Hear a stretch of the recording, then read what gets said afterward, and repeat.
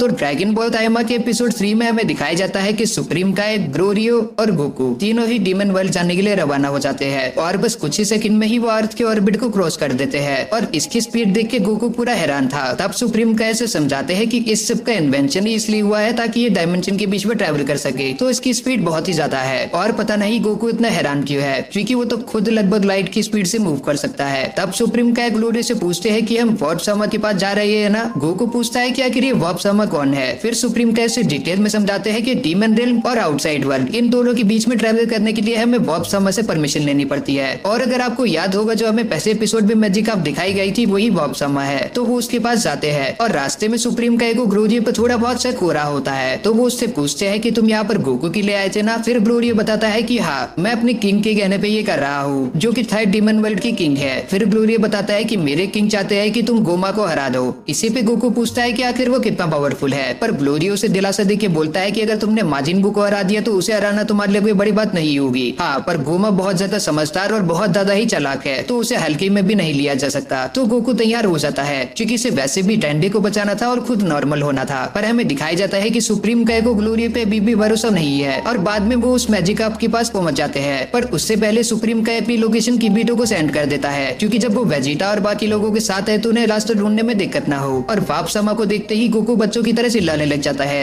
कि देखो वो कितनी बड़ी गोल्डफिश है। और ये बात उन्हें बिल्कुल पसंद नहीं आती। वो गोकू से बोलते हैं कि मुझे गोल्डफिश मत बुलाओ, पर गोकू भी सुनने वाले में से कहा था, तो उन्हें बहुत ही ज्यादा गुस्सा आ जाता है। क्या होगा अगर इन्हें पता चल गया कि मैं इन्हें माजिका बुला रहा हूँ। फिर सुप्रीम काय गोकू को एक कोने में जाके समझाते हैं कि तुम्हें इनसे थोड़े रिस्पेक्टफुली बात करनी होगी, क्योंकि अगर ये थोड़ा सा भी गुस्सा हो गए तो ये हमें दूसरे वर्ल्ड में जाने नहीं देंगे, तो तुम उनके सामने अपना मुंह बंद ही रखो। तब वॉर्प सामा ग्लोरियो को देख के पहचान जाते हैं कि ये तो अभी थोड़ी देर पहले ही आया था, पर तब वो अकेला था और अब उसके साथ दो लोग और है। फिर वो पूछते हैं कि आखिर ये दोनों कौन है, क्योंकि अगर वो दोनों डीमन नहीं हुए तो मैं आना अलाउ नहीं करूंगा। फिर ये चेक करने के लिए कि वो डीमन है कि नहीं, वो उनके कान चेक करने लग जाता है। और सुप्रीम काय तो उस टेस्ट में पास हो जाते हैं, पर गोकू के कान पॉइंटेड नहीं थे तो सुप्रीम काय से छुपा लेते हैं। पर ये बात तो उन्हें भी पता थी कि बिना कान दिखाए तो वो उन्हें जाने देंगे नहीं, तो सुप्रीम काय अपनी मैजिक से गोकू के कान पॉइंटेड कर देते हैं। अब उन्हें इन तीनों पे कोई शक नहीं होता, तो वो उन्हें जाने के लिए अलाउ कर देते हैं। पर तभी वो मैजिक अब उनसे एक पिन कोड पूछता है। सुप्रीम काय थोड़ा कंफ्यूज थे कि आखिर ये क्या नंबर पूछ रहा है। तब ग्लोरियो बताता है कि अगर हमें यूनिवर्स के बीच में ट्रेवल करना होता है तो हमें एक पिन कोड की जरूरत पड़ती है। ये सुप्रीम काय के लिए बिल्कुल नया था, उन्हें इसके बारे में कुछ नहीं पता था। तो वे किबीटो को इन्फॉर्म करने वाले होते हैं कि इधर एक पिन कोड भी होता है, कि जब इधर वेजिटा और पिकलो आए तो उन्हें दिक्कत ना हो। बट इससे पहले वो किबीटो को कुछ बता पाते वो मैजिका पूरे निकल जाती है और वो एक टोर्नेडो से होते हुए एक वॉइड में चली जाते हैं। उस वॉइड में होते हैं 3 gates, demon world first, second और थर्ड। ग्लोरियो तीसरा वर्ल्ड चुनता है, पर सुप्रीम काय बहुत ज्यादा कंफ्यूज थे कि गोमा तो फर्स्ट वर्ल्ड में रहता है, तो हम तीसरा वर्ल्ड की चुन रहे हैं। फिर ग्लोरियो एक्सप्लेन करता है कि मेरे किंग थर्ड वर्ल्ड में रहते हैं, पर जी सुनने के बाद उनका शक और ज्यादा बढ़ जाता है, क्योंकि यूनिवर्स के बीच में ट्रैवल करने की इजाजत बस उसे ही है जो फर्स्ट डीमन वर्ल्ड में रहता है। तो आखिर ग्लोरियो ये काम कैसे कर रहा है, और यही सवाल उसे सुप्रीम काय भी पूछते हैं। तब वो बताता है कि वो फर्स्ट डीमन वर्ल्ड में भी काम करता है और अब तो मुझे भी इस पे शक हो रहा है। और इसके बाद वो एंटर हो जाते हैं डीमन वर्ल्ड में और वो शॉट बहुत ही ज्यादा कूल था। तब सुप्रीम काय बताते हैं कि मैं किबीटो के साथ कांटेक्ट नहीं कर पा रहा हूँ, क्योंकि अब वो एक अलग ही डायमेंशन में है। तब गोकू देखता है कि ग्राउंड में बहुत ही बड़ा होल था जिसे एक शील्ड से प्रोटेक्ट करा गया है। तब सुप्रीम काय बताते हैं कि इसी होल से फर्स्ट डीमन वर्ल्ड और सेकंड डीमन वर्ल्ड कनेक्ट है। और वो ये भी बताते हैं कि जब वो छोटे थे तभी शील्ड यहाँ पर नहीं थी, इसे बाद में लगाया गया है ताकि कोई एक वर्ल्ड से दूसरे वर्ल्ड में ना आ सके। और वो ट्रेवल कर ही रहे होते हैं तभी वो देखती है एक बहुत बड़ा स्टैचू, और वो कोई और नहीं हमारे डीमन किंग दाबूरा थे, जो कि वहाँ के प्रीवियस किंग रह चुके हैं, जिन्हें माजिन बू ने सॉफ्टवेयर बना के खा लिया था। तब गोकू बोलता है कि इसे बाहर जाना है, उसे यहाँ की हवा देखनी है कि कैसी है। और वो बाहर जाके ही अपने कुछ फाइटिंग मूव्स चेक करता है और वो देखता है कि उसकी मूवमेंट बहुत ही ज्यादा स्लो हो चुकी है। तब ग्लोरियो से बताता है कि ये इधर की गैस की वजह से है, जिसकी वजह से यहाँ की एयर बहुत ज्यादा थिक हो चुकी है। तभी गोकू वहाँ पर एक जानवर का पीछे करने लग जाता है और वो उसका पीछा करते करते एक जगह पे गिरने वाला था। तब ग्लोरियो उस पे चिल्लाता है कि ऐसे बच्चों वाली हरकतें मत करो, क्योंकि अगर तुम सी ऑफ डार्कनेस में चली गए तो तुम नहीं जानते कि तुम्हारा क्या होगा। और मुझे तो लगता है कि गोकू आने वाले एपिसोड में इसमें जरूर जाएगा। और हमें ये भी दिखाई जाता है कि कुछ लोग गोकू को देख रहे होते हैं और वो कुछ ही देर बाद उस पे तीरों से अटैक भी कर देते हैं, पर वो तीर इतने स्लो थे कि गोकू तो उन्हें नींद में भी टॉच कर ले। तो वो अपने तीर से उन पर अटैक कर ही रहे होते हैं, पर ग्लोरियो बीच में आके उनको भगा देता है और उसके बाद वो अपनी शिप में वापस चले जाते हैं। ग्लोरियो उनसे बोलता है कि आज जरूरत हम होटल पे ही रुकेंगे और कल सुबह होते ही हम यहाँ से चले जाएंगे। और उस सभी टाउन के लोग गोकू को देख रहे होते हैं, क्योंकि ग्लोरियो और सुप्रीम का ये कान तो पॉइंटेड थे, पर गोकू उन सबसे अलग था। तब वो तीनों ही एक होटल में जाते हैं। तब ग्लोरियो उनसे पूछता है कि अगर तुम दोनों एक ही रूम में सो जाओगे तो कोई दिक्कत तो नहीं है ना। तब सुप्रीम काय बोलते हैं कि इन्हें कोई दिक्कत नहीं है, तो वो रूम बुक करने चले जाते हैं और वो 30,000 एक रूम के लिए मांग रहा होता है। पर ग्लोरियो को भी पता था कि ये कुछ ज्यादा ही है, तो वो उससे पैसे कम करने के लिए बोलता है। पर जब इतना बोलने के बाद भी वो नहीं मान रहा था, तो ग्लोरियो उसे अपनी गन दिखाता है और तब वो प्राइस घटा के 30,000 से 5,000 कर देता है। इसके बाद गोकू बोलता है कि मुझे ट्रैवल करके बहुत ज्यादा भूख लग रही है, पर वो ठीक जाने से पहले ही खा के आया था, पर वो और कर भी क्या सकते थे। तो वो पास वाले रेस्टोरेंट में खाना खाने चले जाते हैं। फिर गोकू बोलता है कि उसे उतनी भी भूख नहीं लग रही, तो वो बस 5 ही बर्गर खाएगा और वो एक बर्गर ही 10 बर्गर के बराबर था। और वहाँ पर सब लोग गोकू को ही देख रहे थे, क्योंकि उसके कान बिल्कुल भी डीमन की तरह नहीं थे। तो ऐसे ही गोकू को कुछ लोग अप्रोच करते हैं, पर ग्लोरियो उसे आसानी से हरा लेता है और गोकू तो इन्हें सीरियसली ले भी नहीं रहा था। उसका फाइट से ज्यादा ध्यान खाने में था। वो तो उनकी किस्मत अच्छी थी कि गोकू अपनी असली बॉडी में नहीं था। तो इसके बाद यहाँ पर छोटी सी फाइट शुरू हो जाती है और गोकू अकेला ही सब पे भारी पड़ रहा था। और इस फाइट की कोरियोग्राफी बहुत ही ज्यादा एपिक थी। इसे देख के ओजी ड्रैगन बॉल की याद आ गई। वो बिल्कुल क्लासिक ड्रैगन बॉल की तरह थी। तो अब उन्हें पता चल गया है कि चाहे गोकू डीमन नहीं है, पर उससे पंगे लेना कोई समझदारी की बात नहीं होगी। तो वो वहाँ से भाग जाते हैं और वो जाते समय ये बोलते हैं कि हम तुम्हें देख लेंगे। पर गोकू, ग्लोरी और सुप्रीम काय सीरियसली नहीं लेते। फिर हमें नेक्स्ट मॉर्निंग का सीन दिखाया जाता है, जहाँ पर गोकू सुप्रीम काय के ऊपर पैर रख के सो रहे होते हैं। सुप्रीम काय ये गॉड है और पता नहीं गोकू उनकी रिस्पेक्ट करना कब सीखेगा। फिर थोड़ी देर बाद हमें दिखाया जाता है कि ग्लोरी उनके पास आता है और वो बोलता है कि अब जाने का समय आ चुका है। पर वो बाहर जाते ही देखते हैं कि उनकी शिप अब गायब हो चुकी है और ये काम उन्हीं लोगों का था जिनसे इनकी कल रात को फाइट हुई थी। तो ये तीनों ही अभी इस जगह पे फंस चुके हैं और ये एपिसोड यहीं पर खत्म हो जाता है।